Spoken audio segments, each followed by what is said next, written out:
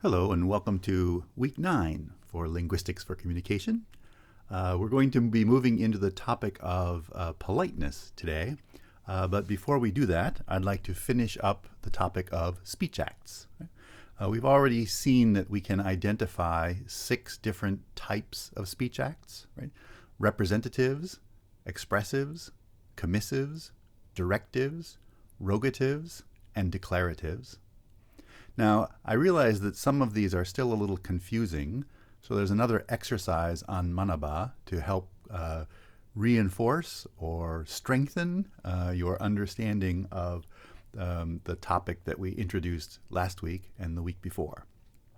In principle, representatives and expressives are speech acts that a speaker says about something that's already true, either something in the world, something around the person, right, would be representatives, or something inside the person, his or her own feelings or thoughts, which would be expressives.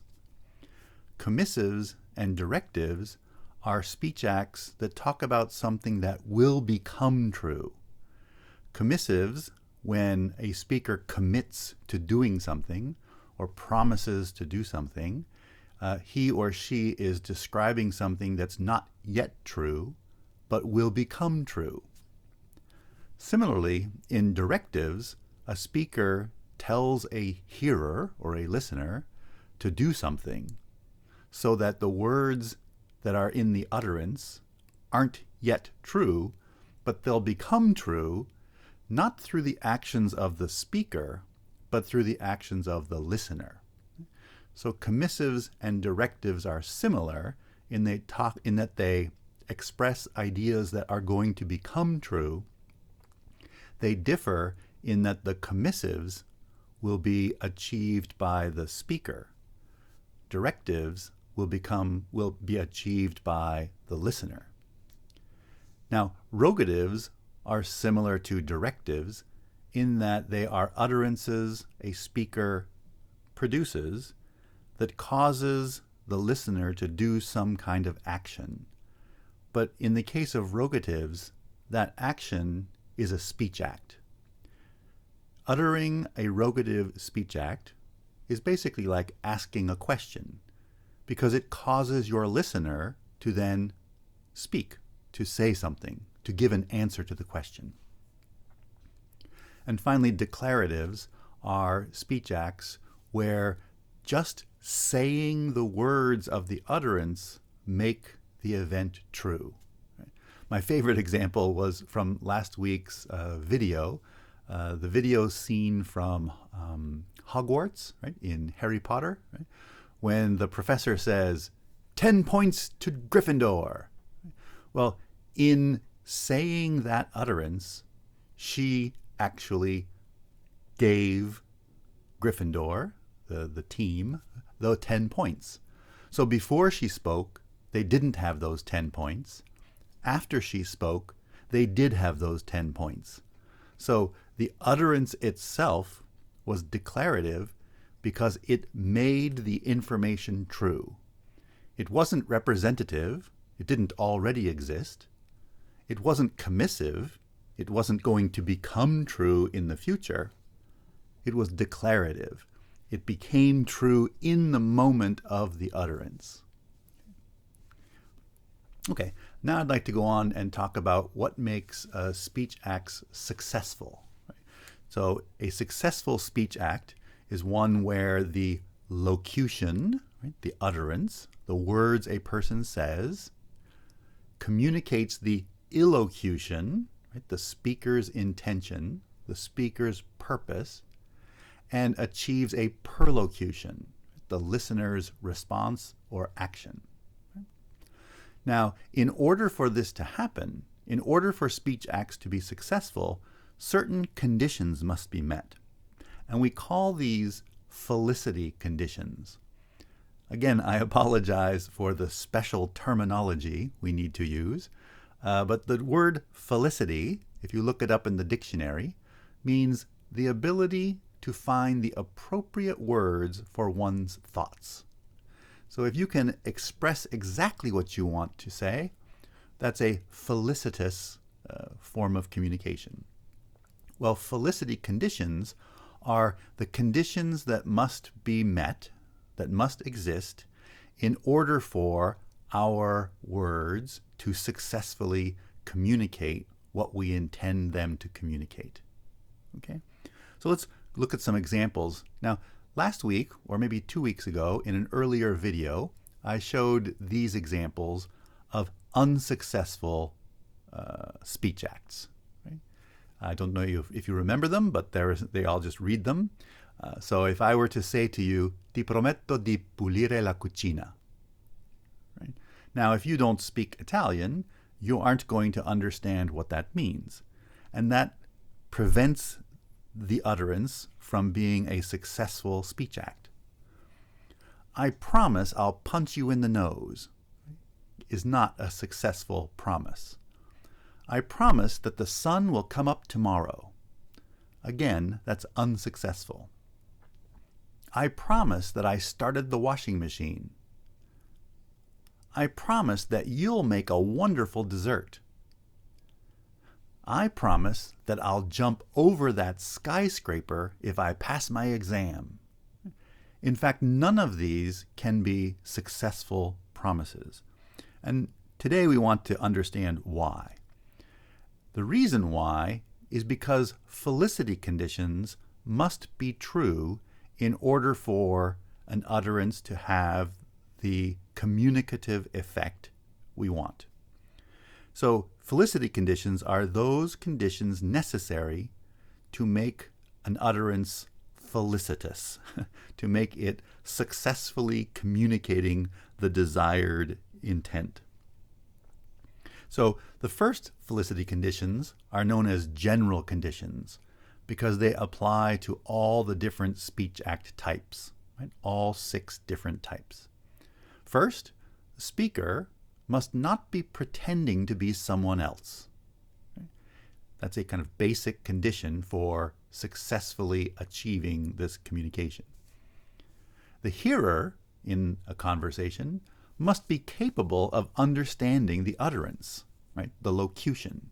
If you can't understand it, then the speech act cannot be successfully performed. So in the example of "Ti prometto di pulire la cucina," well, that violates the general felicity condition, right? Which prevents this from being a successful speech act. Now, in addition to the general conditions, there are some specific conditions, one of which is known as a preparatory condition. And preparatory conditions will be different for different speech acts. So a promise is a speech act. That could be the illocution or illocutionary force of an utterance. And the preparatory conditions for a promise is that the content, the information, must be something that would not normally happen. If it's something that will already happen normally, then you can't really promise it. In addition, a preparatory condition for a promise is that something beneficial or good for the hearer is included in the promise. So in the earlier example that was, "I promise that I'll punch you in the nose." Well, punching someone in the nose is not generally beneficial or good for the hearer. Or, "I promise that the sun will come up tomorrow." Well, in fact, the sun will come up tomorrow normally, already. Even if it's a cloudy, rainy day, the sun is coming up on the other side of the clouds. So neither of these meets the preparatory conditions. Excuse me. Because they violate the preparatory conditions, they fail as promises. They cannot be a successful speech act as a promise. Now, there are different preparatory conditions for a threat. Similarly to promises, it must be something that would not normally happen. But what's different about a threat compared to a promise is that a threat is generally something undesirable or bad for the hearer, which is why the first example, I promise that I'll punch you in the nose, that utterance would actually have the illocution of a threat. Even though they're using the word promise, the true purpose, the true intent, the true illocution would be a threat. Okay. The next example of a Felicity condition would be the content conditions. Content conditions for a promise would be that they have to be about some future act. Also, it has to be something that's performed by the speaker. Both of these conditions must be met in order for a speech act to be a promise. So if someone utters, "I promise that I started the dishwasher," well, that's not a promise, right? Because it's not a future act. Started is in the past tense. So that content condition is not met. Similarly, "I promise that you'll make a wonderful dessert for the party next week." That can't be a promise because the content is about the listener making a wonderful dessert. It's not something to be performed by the speaker. Therefore, it can't be a true promise, and that violates the content conditions. Okay? The next condition is known as the sincerity condition. According to the sincerity condition, the speaker, in uttering a promise, must be sincere. They must believe that they are promising what they will do. They're not trying to trick or lie. The speaker must honestly be planning to carry out the action. So when a speaker says, "I promise to jump over that skyscraper if I pass my exam," well, that violates the sincerity condition because it's impossible to jump over a skyscraper whether you've passed an exam or not. So just using the word promise is not enough to express and to utter a promise. In addition, the various Felicity conditions must be met. Okay, now let's take a look at directives in particular. Right? Remember, directives are speech acts where the speakers direct hearers to perform some future act which will make the world fit the speaker's words. Right? So the content of the speaker's utterance is not yet true, but the directive causes the listener, the hearer, to perform something in the future that will make those words become true. That's the idea of a directive. So if someone says, "Take this to the post office and mail it, please," right? The taking hasn't happened yet. The going to the post office hasn't happened yet. Mailing the item hasn't happened yet.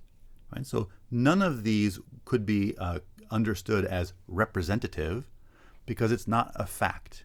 It hasn't happened yet.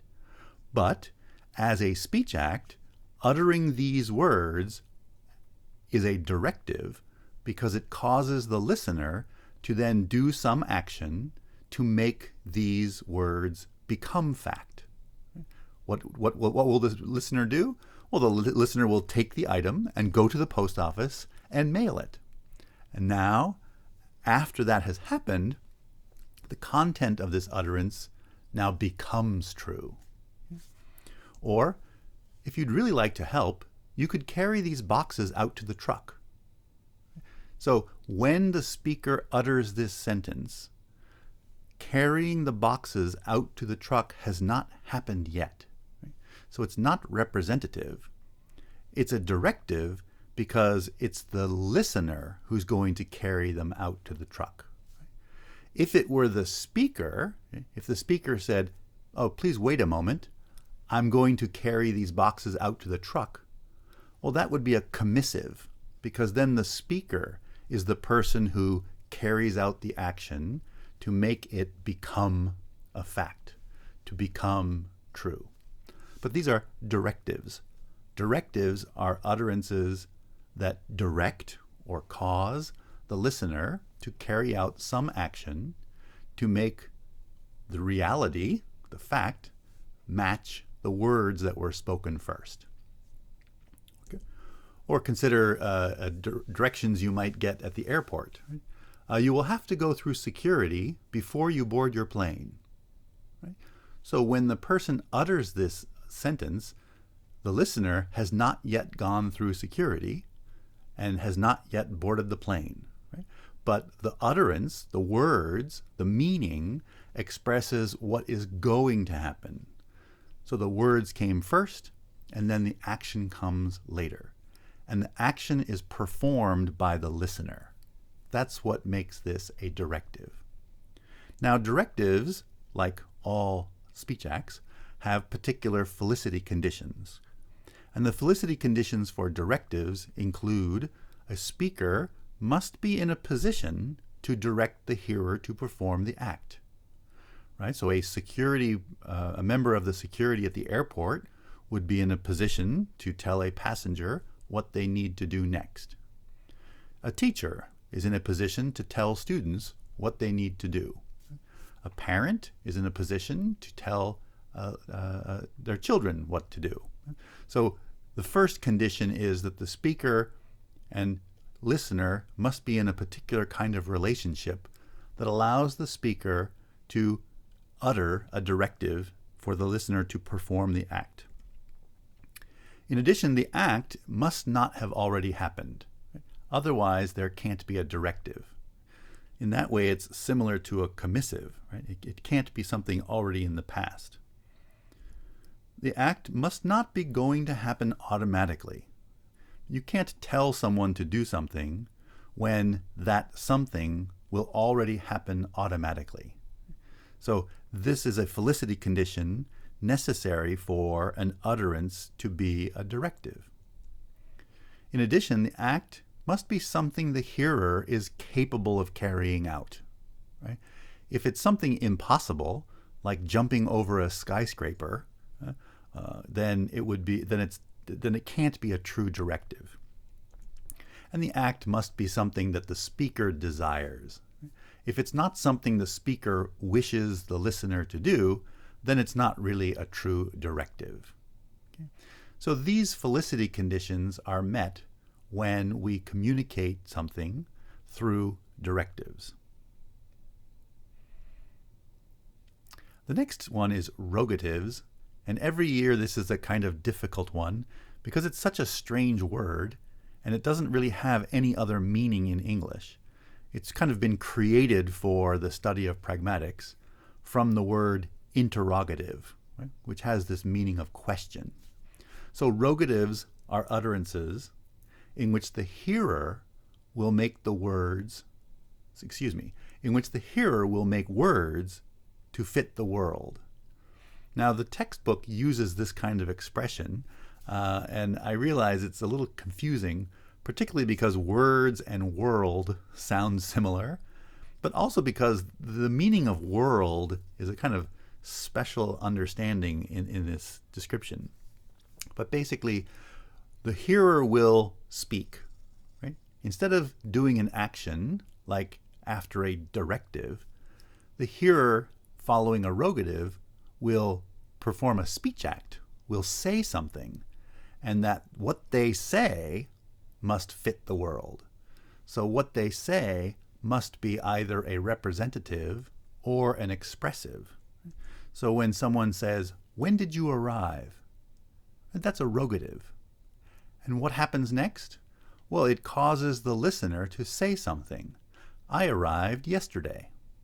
Now, "I arrived yesterday" is a representative, right? Because that's describing a fact that's already true at the time of the utterance. "How many aunts and uncles do you have?" That's a rogative because it causes the listener, the hearer, to now produce a speech act, a representative. "I have 2 aunts and 3 uncles." "Excuse me, can you tell me the time?" It's 7 o'clock, right? So the question, "Can you tell me the time?" is a rogative because it causes the hearer to give an answer with information, with a representative statement. I'd like to know what time the next train to Narita leaves. That's a rogative. It causes the listener to answer with information. The next train to Narita leaves in 20 minutes. Or the next train leaves at 3:30.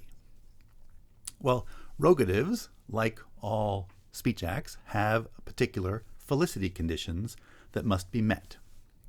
The Felicity conditions for rogatives include that a speaker must not already know the information requested. If the speaker already knows the answer, it's not a true rogative.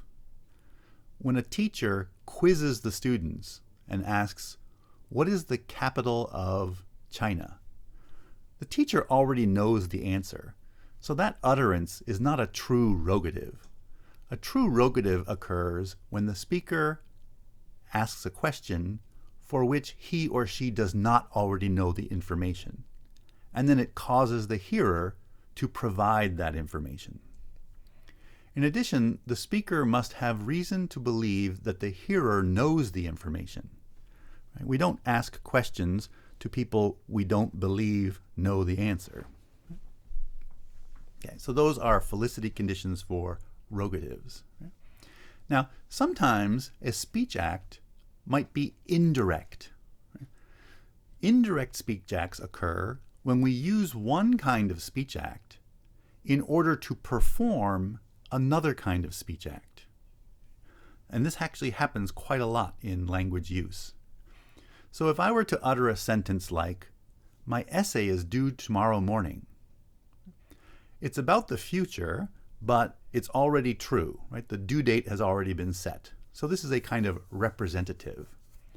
But let's imagine the situation where I'm at home and my brother is being loud with his friends who are over. Maybe they have some musical instruments and they're playing music, but I'm trying to finish my essay. And I yell at my brother, "My essay is due tomorrow morning." Well, this is a case where what looks like a representative is actually being used to perform a directive. The directive is to stop playing the music, stop being loud. That's the illocutionary force. My essay is due tomorrow morning. It looks like a representative, but in a certain context, it's used as a directive. When this happens, we call that an indirect speech act. A direct speech act is where the type of speech act matches the use of the speech act. Number 2, did you put your jacket on? Now, clearly that's a kind of question for which the answer is yes or no. Right? So that would be a rogative. However, imagine the case of a child, a young child comes downstairs, is getting ready to go out, puts on his shoes, but is not wearing a jacket. And the mother, who told him to put on his jacket, says to him, "Did you put your jacket on?" Now, she sees that he's not wearing a jacket. Right? So she's not actually asking the question. Right? She's using a rogative as a directive. She's telling her son to take his shoes off, go back upstairs, and get his coat. But she's performing the act by using an utterance that is of the type rogative, with the purpose, with the illocution of a directive.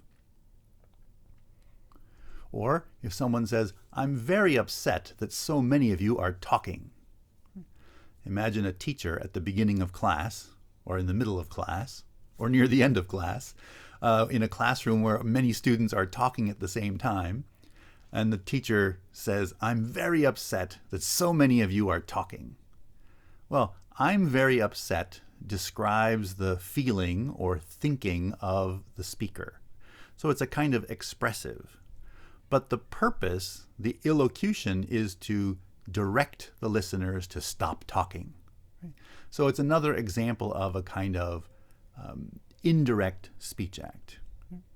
Now, if we look at one of these in particular, right, the "did you put your jacket on," where a rogative is being used as a directive.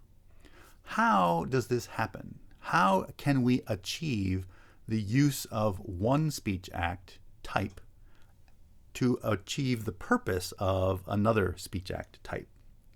Well, the rogative felicity conditions include that a speaker must not already know the information requested, and the speaker must have reason to believe that the hearer knows the information. Right? We already saw these conditions several slides ago. But in the example I've given you of the mother who is who is telling her son to go back upstairs and get the coat, well, she already knows the information. Right? So in this case, the felicity condition for rogatives is not met. And when that happens, we can communicate indirectly. Okay, so to summarize, we've seen that speech acts get grouped into types, right, the 6 different types, based on the relationship between the words, right, the information in the utterance, so the relationship between the words uttered and the world around the speaker and hearer. And we've also seen today that speech acts can be either direct or indirect. A direct speech act is one where the type of speech act is clear. It matches the kind of utterance. Indirect speech acts are those where the true purpose of the speech act is hidden. We understand it in context, but it doesn't match exactly the words that are used. We've also seen that felicity conditions must be met in order for a speaker's locution, right, the words, the utterance, to successfully communicate his or her illocution, right, the speaker's intention. Now, obvious violations of felicity conditions allow us to create indirect speech acts. Now, why would we ever want to use indirect speech acts? Why is it even a property of communication that we can produce speech acts that are indirect in the way that we communicate? And the answer is politeness. We often want to express something indirectly in order to achieve a certain kind of politeness. And politeness is the next topic we'll be moving into in the rest of today's lecture, and then continuing on into some exercises next week as well. Okay? So I'll see you in the next video. Thanks.